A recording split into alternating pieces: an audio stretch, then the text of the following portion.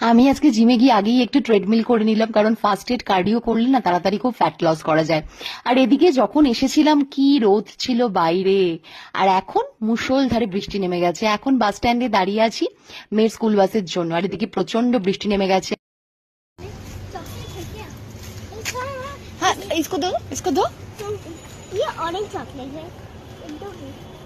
বাড়িতে গিয়েই তাড়াতাড়ি করে মেয়েকে স্নান করিয়ে তারপর আমি নিজে স্নান করে রেডি হয়ে বসে গেছিলাম পুজোতে কি কি নেব, পুজোর ঝুড়িটা রেডি করার জন্য। আর এদিকে বৃষ্টি একটু কমেছে, আমি ভাবছিলাম যখন এই বৃষ্টিটা কমেছে এখন এই সুযোগেই মন্দিরে যাওয়া যাক, নালে পুরো ভিজে যাব। কারণ এক হাতে ঝুড়ি নিয়ে আমি কিছুতেই ছাতা ক্যারি করতে পারবো না। মেয়েকে নয় রেইনকোট পরিয়ে দেওয়া যাবে, বাট আমি কিছুতেই ছাতা নিতে পারবো না। তো তাই জন্য তাড়াতাড়ি তাড়াতাড়ি করে রেডি করছিলাম, বাট মনে হয় শেষ রক্ষা হবে না, কারণ যা মেঘ ডাকছে আর বিদ্যুৎ চমকাচ্ছে, এখন নিশ্চয়ই আবার বৃষ্টি নামবে। এটা হলো আজকে আমার আউটফিট, যেটা পরে আমি মন্দিরে যাব। ইচ্ছে ছিল শাড়ি পরার, মানে প্রতিটা সোমবারই ইচ্ছে ছিল শাড়ি পরার, বাট এত কাজের প্রেশার, আমার বর তো একদিনও বাড়িতে ছিল না, প্লাস আজকে তো মেয়েকে নিয়ে যেতে হবে, বাইরে বৃষ্টি হচ্ছে, তো কোনো মতেই শাড়ি পরতে পারলাম না। বৃষ্টি হচ্ছে খুব একটা জোরে নয়, মাঝারি। তো আমি আর ছাতা নিলাম না, মেয়েকে রেইনকোট পরিয়ে দিয়েছি। মেয়ে যদিও রেইনকোট পরতে চায়নি। হ্যাঁ আর হ্যাঁ, বার্লি ব্যাগটা আজকেও মন্দিরে যাওয়ার সময়ও ক্যারি করছি। Very nice.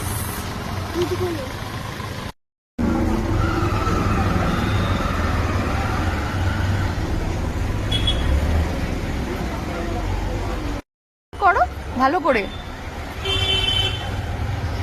তো পুজো দেওয়া তো আমাদের হয়ে গেছে, খুব সুন্দর করে পুজো দিতে পেরেছি। এখন বৃষ্টিটা অনেকটা কমে গেছে, আর ঠাকুর মশাই ছিলেন, অঞ্জলিও দিয়ে নিয়েছি। সবসময় মন্দিরটাতে ঠাকুর মশাই থাকেন না, আগের সোমবারগুলোতে ছিলেন না, আজকে আছেন।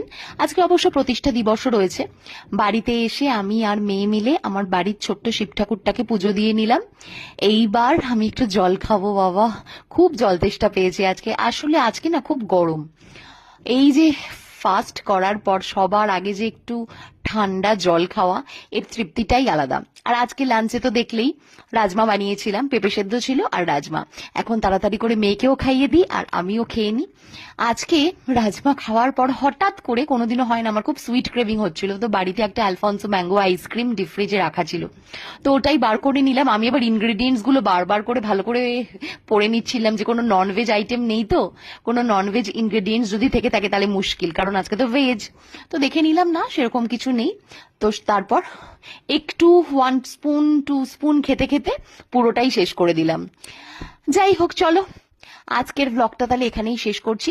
আজকের ব্লগ থেকে যদি তোমাদের কিছু ভালো লেগে থাকে তাহলে লাইক, কমেন্ট আর শেয়ার করে দিও, আর ফলো